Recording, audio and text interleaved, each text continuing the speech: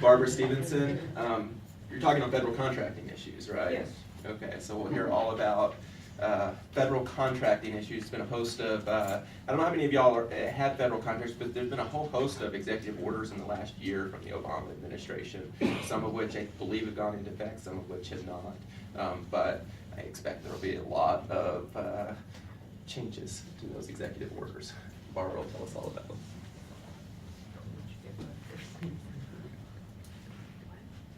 All right.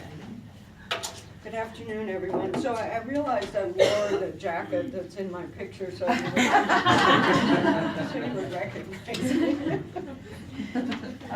I am going to talk about the narrow issue that applies just to federal contractors. So show of hands, any of you know if you have federal construction contracts or concession contracts, service contracts, things of that nature? So a few of you.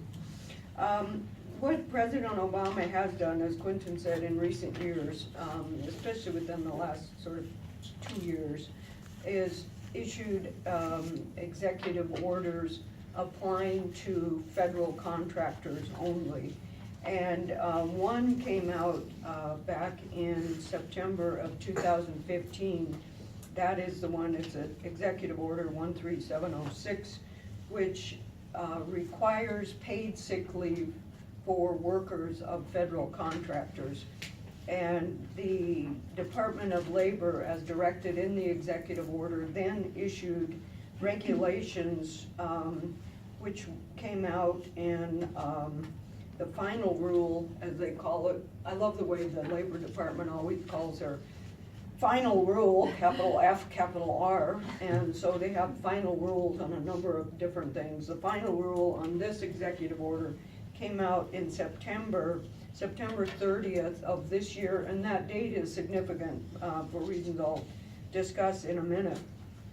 But before I talk about the executive order, one of the reasons I think, just from the viewpoint of the Obama administration for issuing this executive order, is that under most state laws that I'm aware of, and certainly in New Mexico, there is not a requirement for paid sick leave. There have been initiatives that have been unsuccessful that would impose paid sick leave, but you know, many times you get questions from your employees like, you are legally required to provide me paid sick leave, and the answer is no, we're not. Most employers do, for a variety of reasons: retention of employees, morale, to give people a way to address sickness of their own or care for family members. And sometimes if you have 50 or more in your workforce, then sometimes these policies will dovetail with the Family and Medical Leave Act, and you can by policy say how you have to use your paid, accrued paid sick or vacation leave as part of an FMLA leave. But in general, you have no legal obligation to provide paid sick leave to your employees, and that is the primary thing that was done in this Executive Order 13706. It applies to, I mean, assuming that this even happens, so we'll just pretend for the moment that that this final rule is going forward. It would apply to new contracts and replacements for expiring contracts with the federal government that result from solicitations issued on or after January 1st, 2017, so it's really this coming year. Applies to 4 major categories of contracts: construction agreements, service contracts, concession contracts, and contracts in connection with federal property or lands. And those categories are described in detail if you had any questions about whether or not your federal relationship was covered by this executive order.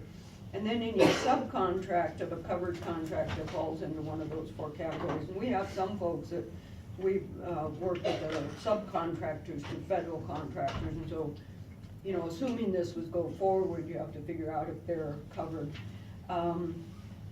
There are some narrow exceptions for Indian tribes, and there are some special arrangements if you have a collective bargaining agreement in your workplace that has to, if the collective bargaining agreement provides up to 7 days of leave, as I recall, that's how it works, you're fine. If it has less than 7 days of paid sick leave, then you have to supplement that amount up to the 7 days.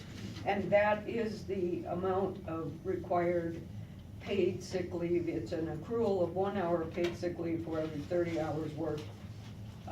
Translates into at least 56 hours of paid sick leave at the beginning of each accrual year. You as the employer can limit the amount that's carried over. It's 56 hours obviously translates into 7 days, and there are some limitations again. Now, assuming that these regulations go forward, and if you're in the position of a federal contractor, until and unless these are undone, you should look at the details in the actual regulations, in the final rule, which are easily obtainable on the Department of Labor website. And if you have any questions about how those rules are applied, whether you're subject, and then the limits on which, the limits under which employees can take the paid sick leave, for example, for their own illness, injury, and then for the care of a child, parent, spouse, etc. It's kind of similar to, when you read these concepts, you go, that kind of sounds like the Family and Medical Leave Act requirement, and for care of yourself or a family member, and I agree, they're similar. So if you have questions about that, look to the actual final rule, or let us know. The other thing, and this was mentioned both by Ellie and Brian, I believe, that the executive order, a separate executive order that was earlier issued by President Obama, applied a minimum wage of $10.10 an hour to federal contractors. That was Executive Order 13658, applied to all workers on federal construction and service contracts. That has already been in place for a while, so the question is whether that, and in what form that will remain in place. Just as an aside on the notion of executive orders, I noticed that there have been some in is it post-truth? I think post-truth is the phrase that I want. So if you're looking at post-truth, there have been articles saying that President Obama issued some 900 executive orders during his administration. That's actually not true according to the National Archives. The total is up to about 260, and I noticed there have been a few that have been issued even since the election, but that is fewer than President George W. Bush, President Bill Clinton, President Ronald Reagan, Jimmy Carter, President Nixon, and LBJ. So you have this nice mix of both Democrats and Republicans who issued more executive orders than did President Obama. But the question then is kind of when an administration issues executive orders and they are carried out through federal regulations, and federal regulations, as you probably know, don't have the force of law until they are published for comment in the Federal Register. And so the overtime regulations establishing the new threshold, those went through a very long comment period in the Federal Register before they were made final on May 23rd, I believe, of this year. And so that's kind of the rulemaking process. Now with the federal regulations implementing the federal minimum wage for federal contractors, those regulations have been in place for some time. The regulations for the mandatory paid sick leave for federal contractors and employees of federal contractors, those regulations became effective only in September of this last year. And this is the part that's going to be interesting to watch, I think, in my opinion. There's this thing called the Congressional Review Act, which was passed in 1996. Some of you were born by then. I know you were away, I was. That was in the era of Newt Gingrich, when he was a speaker in Congress, and it was part of this contract for America, contract with America. He had a number of proposals that constituted this thing called the Contract with America, and this was one of them. And what the Congressional Review Act does is it allows, if, among other things, it includes a mechanism by which Congress can overturn an agency regulation within 60 session days of the issuance of the regulation.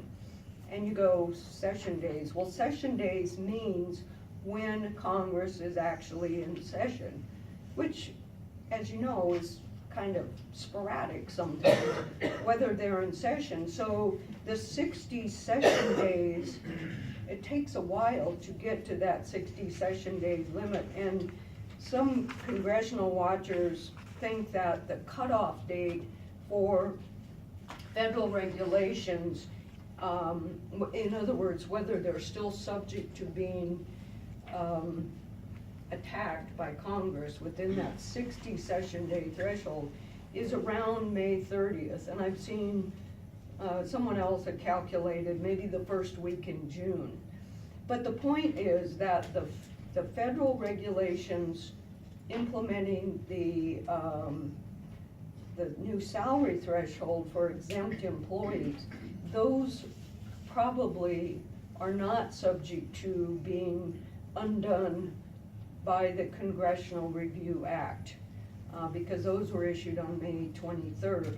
But these regulations that just came out in September for the paid sick leave for workers of federal contractors, those are most likely subject to being undone by Congress through the Congressional Review Act. Now, if this Congress, of course, were, and they, I guess they might, but it's unlikely, if this present Congress were to issue a resolution undoing the final rule which implemented the mandatory paid sick leave, President Obama would veto it most likely. But when the new Congress comes in, you will have a Congress that is receptive to undoing what can be undone by congressional action, and you will have a president who will likely support those efforts. Now, President-elect Trump also, in his first day in office, could come in and by executive order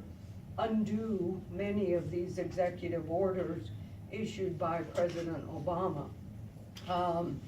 And from our standpoint, we deal with employee-employer issues, and that may not be, for the most part, that may not get top billing in the first weeks of the incoming administration. They may be focusing more on financial issues, immigration issues, environmental issues. There may be other things. So, the things that we focus most on may be farther down on the list. So it is hard to predict. Some commentators say, well, if you just undo something by executive order, then in some cases you may still have those regulations out there. And it's, I remember people saying it's harder than you might think to kill off a federal bureaucracy. And I think it's harder than you might think to just simply undo federal regulations. Now, federal regulations that cannot be undone by the Congressional Review Act will have to go through a comment and review period in the Federal Register to undo them, just like the agencies had to go through a comment and review period to issue them in the first place. So, the bottom line is, who knows? We should all go to the racetrack and say, I'm betting that, on the first week that President-elect Trump will issue executive orders, you know, undoing all of these labor and employment things.